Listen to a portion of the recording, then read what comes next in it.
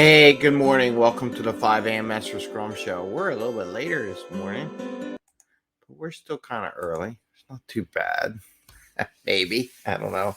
That's what the dog said. Where you been? Hey, good morning. 5 a.m. Mester Scrum Show. I am Greg Mester, Scrum Master and Agile Coach. And I wanted to talk. I was listening to a podcast the other day, and I'm always listening to podcasts, by the way. Always trying to learn some things, pick up some stuff. And whatever the topic was, and I don't remember now because I wasn't able to bookmark it or place it, but they said, things are simple. We just like to make them complicated. And the more the person researched it, I think it was about starting a business. And it was more about the person researching it, the more complicated it got. But in reality, it was a simple decision. And it really dawned on me that's one of the problems with Scrum in this industry. We like to make things more complicated. So I want to talk about a couple things why Scrum is so simple and some ways you can pull yourself back from the edge of the cliff with Scrum. And I'm going to talk about that a little bit today. A little lighter hearted activity, just to, when you feel like you're overwhelmed with all the complications, just go back to the basics. Sometimes that's what you start. A lot of sports teams do that, by the way. They overdo it. And you know what? Let's come back. Let's talk about the basics. Do the basics for a while. Then we'll get back into the groove of the things. So I'm going to talk about that. How as an agile coach, Scrum Master, you can use that technique to help you and your team survive. And with that, this 5 a.m. Mester Scrum Show. I am Greg Mester, Scrum Master and Agile Coach, and we talk about Scrum and Agile in a very practical and tactical way so that you can bring value to your customer, not work crazy hours to get there and get home to family and friends. And I can tell you lots of stories, but this is not story hour. We didn't talk this as video blog story hour. So late last night, did the Agile Jobs Report. Philadelphia doesn't look very good at all. I'm gonna put some links up, some of the data. I should schedule that in one of the systems to post those up over the week. And tonight I am going to do the Chat GPT show. So I'll post that up tonight. I'll schedule that for tonight. And then tomorrow I'll do outtake or the video from the meetup.com that we did last week. I think I got the hours work. I got a lot of changes coming. I'm upgrading my speed and everything for the connections here. I now made it complicated. I now have 2 connections going to my house, but I actually did it smartly when the cable guy was like, oh, we can just cut your cable. No, don't cut my cable. We got 2 different holes. You go in the Comcast hole. There's a Verizon hole over there. So I got 2 different companies coming into my house. I'll tell you, I'll have backups out the yin yang. Anyway, I'm off on a tangent. So one of the things I notice about teams and companies, they make things overly complicated, and then you get like safe and you go to layers, and that they're all valid, by the way. There's nothing wrong with them per se. It's what you do with them. I notice teams, they'll detail the heck out of documentation. That's where that documentation comes from. Like every move you make, we got to document you did it. Do you really need to? No. Does it really add value to it? No, not really. And there's ways to automate, but there's also makes it more complicated as the system goes. We don't want to think like a computer where it's every step on the phase what you're doing all the time. So look at Scrum. Scrum is very, very simple, right? Scrum has 5 events now. Now we have the sprint, which is the time box, which they call an event, which is the time to get something done, right? It's simple. Then you have a sprint planning session where you plan out what you want to do in that work and you prioritize. And I was having some good conversation with people the other day. It's like, yeah, you just have to do this. The problem is when you don't do your sprint planning is when all stuff hits the fan, right? And people don't, what do you mean? Say, look at what you got. You got a mess here. It's a mess of work everywhere because you're not like taking a little bit of time. And you don't want to plan a big time box because the longer the time box, the more complicated it gets. See how it goes? Oh, we do 4 weeks or we do whatever. Yeah, it gets more. We want to plan a whole quarter. It's complicated. You're making it way too complicated. Keep small. Keep a vision, right, which is fluffy, right, and keep tight on the short term. you need to do both pace. But anyway, so you have your sprint planning. Then you have a daily scrum where you talk about how are we doing. We had a daily scrum last night, or our check-in. Not a daily, it's like a weekly thing for my mastermind group. We all kind of like, oh God, I'm not doing too good. Everyone has their ups and downs, but the purpose behind the check-in is how can we help you? How can we do that? I got to do something today. We're going to start I took an action item to help out to start a book, The Magic. We're thankful for everything. It has 28 days of things, and I got to post something. I got to find my book and post it up in our chat. So there's that, right?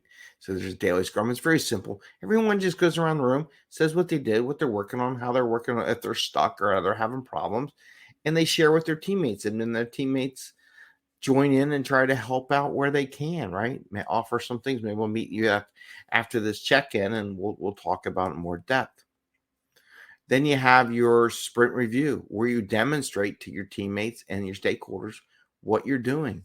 When people, the purpose behind that is people aren't used to you demonstrating software, maybe, right? It depends on the company, but it gives you an opportunity and say, hey, I got to make this work. Same thing with my robotics club. They're doing stuff. I said, well, we got a competition on Friday. I'm stressing out. I'm too stressed out on that. Trying to get them over the line to actually build a robot. But here's the problem. They're distracted. They're going over talking to their friends. It's like, you got like a week. You got 2 more sessions to finish your boat before we have to compete. We haven't even been in a pool. Well, that's going to be fun. But you know what? They're going to learn. They're going to learn a lot from this event, or not. I don't know. Who knows? And then you have your retrospect, where you retrospect over the week. And it's really funny. I hear my wife talk about the robotics club. She's like saying, when we're done this, we'll have to reflect on how we didn't get there, and the kids will have to learn how to reflect. So here's an opportunity to teach kids more agile stuff, more Scrum stuff, with a retrospective on how they did or did not get to the finish line to compete in the competition. We're gonna modify now. Again, here's agile. The goal was to compete. I'm lucky if I get 1 or 2, maybe ships ready or robots to compete. My wife is saying, well, we still should do something. So we're going to develop our own little competition internal in the club where they all compete. I had to find a pool. It's more complication, but it's an adjustment because we want the kids not to give up and just say, because, well, we missed the deadline, so we just throw our hands up and we give up and we go home. I was like, well, no, what, we can still give out little medals or something for the best team of the group here, because we have 6 teams. So it'd be a nice little competition. I'll have to create something, add more scope for later, but that's being agile, right? So that's what it is. And then you have a couple roles. You have a product owner who's in charge of the backlog. And it really came to a revelation to myself that the term product owner is wrong. You're really the owner of the product backlog. You're not the owner of the product. And that's I'll have to do a show on that. But anyway, that's a misnomer. So we'll do a show on that. Talk about why that's it's these things come as they go, right? And as you work, when people ask you questions, like, oh, you're right. It's like a misunderstanding there. There's a dev team. There's a team that's actually doing the creative activity. So there's those 2 roles. And the Scrum Master helps people understand Scrum, understand the dynamics of working with other people. And this is where Scrum Masters fail in their career, is they rest their laurels on the Scrum, the simple Scrum, 5 ceremonies, 5 events, 3 roles. Maybe there's a goal. It does your thing. And they rest onto the Scrum Guide, and our whole life's about Scrum Guide. But it's really about dynamics, coaching people, getting the work together, finding out what's holding them back, and be a little bit of psychiatrist for some of the team members. And how do you get that? And it's tough working with people. That's the tougher part. That's the tough part about Scrum. It kind of slams you into other people to work together to produce a better product, because we all know in the end it really does. But in essence, Scrum is very simple. And I want to offer, I had some people ask some questions about things of our Slack channel. Someone would say, why do you charge $10 a month? Because I want you to participate. I don't want people to not participate. I'd rather make it cost something, but I also want someone to get some value at it and work at it. If I'm just hooked into it, I'm just listening. Am I really getting value out of it? Am I really doing anything with it? I don't think so. It's the same idea why we do this OKRs with my coaching crew, with the people I coach. It's so they can get some value out of their activities with the coaching sessions. The Slack channel allows you to vent. I try this, that, the other thing. And there's other people that might come in like myself who would, you tried everything. You just got to, at some point you're good. Some people just need some confirmation that they tried everything they can do to make it work. And I said, sometimes that's what you get. Some places, that's why people move in and out or whatever. They move on to another thing or whatever. But that's where you max out, because there's always a barrier that you just sometimes can't get by. There's ways to get around it. It just takes a little bit more time. You can break any dam and cut any river. It just takes longer. It just does. So, but we have that Slack channel, which I'm going to play the little video on. And, I want people to grow, because those remote jobs, from what I read last night, we'll see what happens next week after Tuesday night. Those remote jobs are really getting hammered right now. I don't know. I don't know how long they're going to stay around for. Definitely the hybrid, but I don't know about pure remote, unless there's just so little talent and a company wants to have their company in some place, and because they like it, but there's not enough talent and understanding how this works around the world that they do remote. Maybe.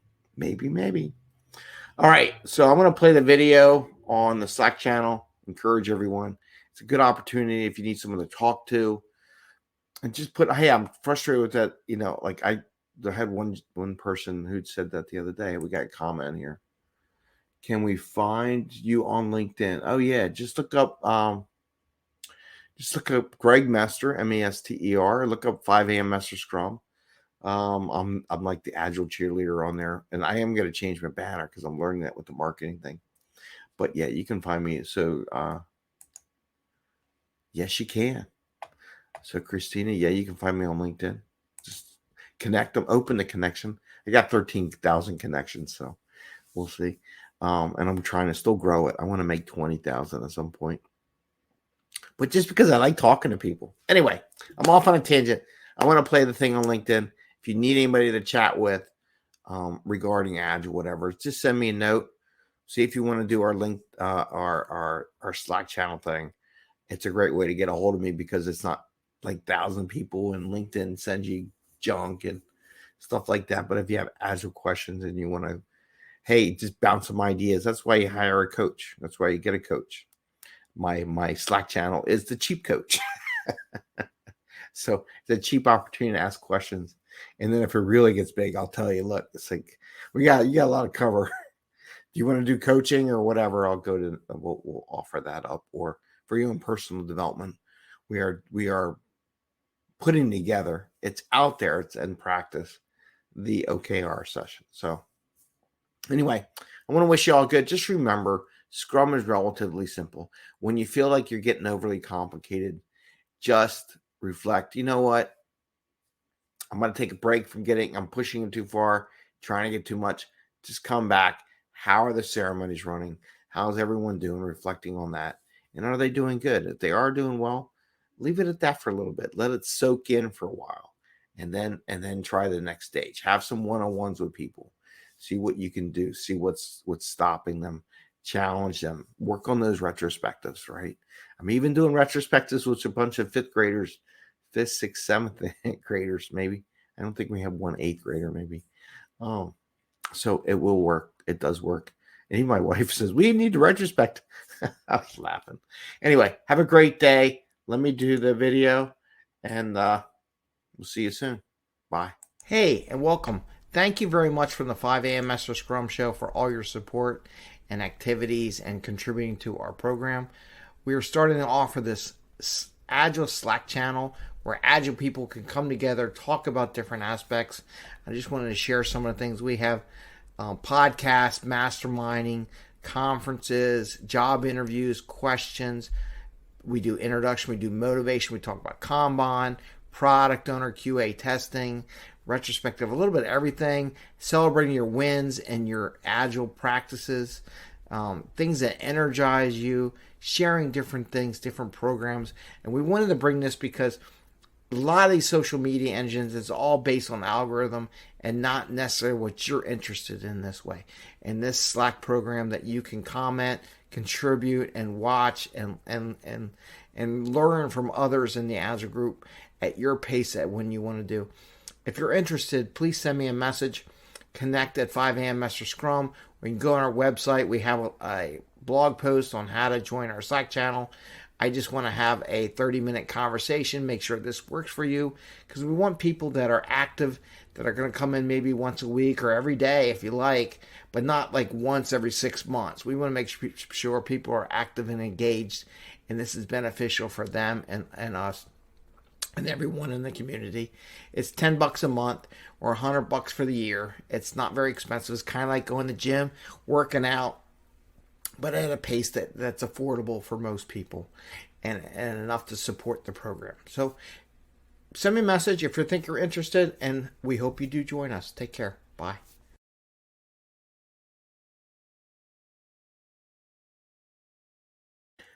So it's funny. I was looking at the scrolling of the Scrum out, the US banners. That was the mistake. I didn't update that piece.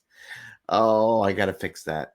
Anyway, that was the wrong data for the United States. So I switched it over to the European Union, and I'll fix that data for later. Anyway, you have a great day. See you tomorrow. See you tonight when I broadcast the Chat GPT stuff. All right, take care. Bye. See ya.